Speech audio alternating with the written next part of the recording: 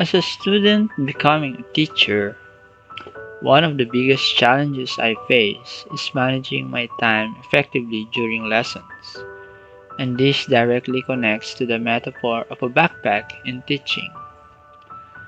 Just as a backpack can only carry a limited amount of supply, a lesson can only hold so much content before it becomes overwhelming.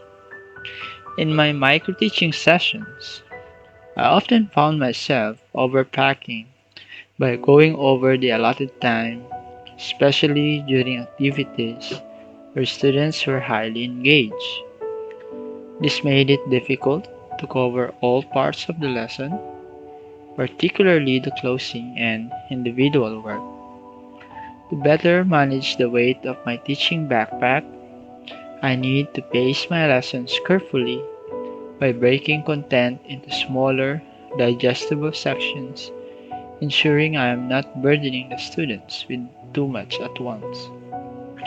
Another challenge I have faced is ensuring the language I use is appropriate for my students' level, which is akin to selecting the right tools from a backpack for a specific task.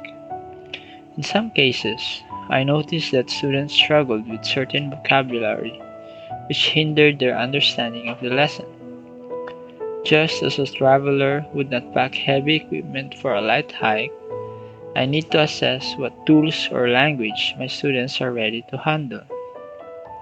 Visual aids, such as graphic organizers, act as accessible tools that help make complex ideas clear for students who need more support. My goal is to ensure that my teaching backpack contains language and tools that truly help the students comprehend and engage with the content.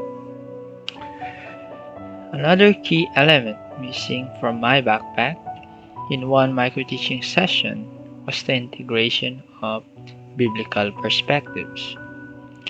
In my focus on academic content, I forgot to include the biblical integration, which is an essential part of my teaching journey.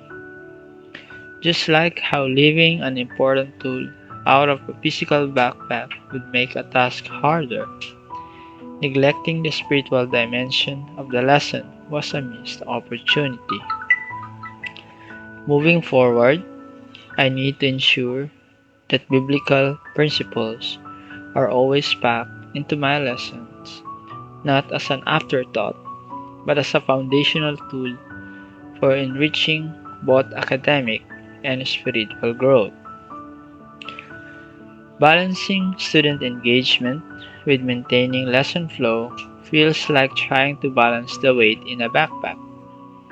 While I appreciate when students are engaged and asking questions, too much unplanned engagement can cause the lesson to go off course.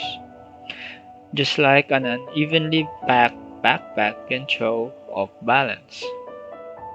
To maintain a steady flow in my lessons, I plan to establish clear guidelines for when and how students can participate. This way, I can keep the weight of the lesson evenly distributed, making it easier for both and me and the students to navigate through the content without straying too far from the objectives that I have set for them. Hello, my name is Gerald Balinkit, and I am excited to share to you my journey as a teacher. I approach teaching with a passion for fostering curiosity, critical thinking, and reflection. In my classroom, I aim to create a redemptive learning environment, one that allows for grace, growth, and reflection. According to Teaching Redemptively, education is not just about the transfer of knowledge, but also about shaping students' hearts and minds, guiding them toward their God given calling. My teaching philosophy is centered on the belief that every student is valuable and deserves an inclusive, engaging, and compassionate learning space. These courses offer a unique opportunity for me to develop further as what is described as a curious and courageous teacher. From my understanding, This course emphasizes the importance of designing educational experiences that encourage deep and transformative learning. One of the core frameworks that this course uses is Understanding by Design by Wiggins and McTighe, which stresses the importance of beginning with the end in mind.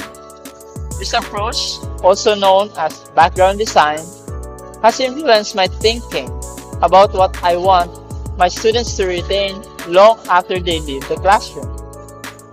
The authors emphasize that effective learning is not merely about memorization, but also helping students apply their knowledge in real world contexts, something they refer to as transfer.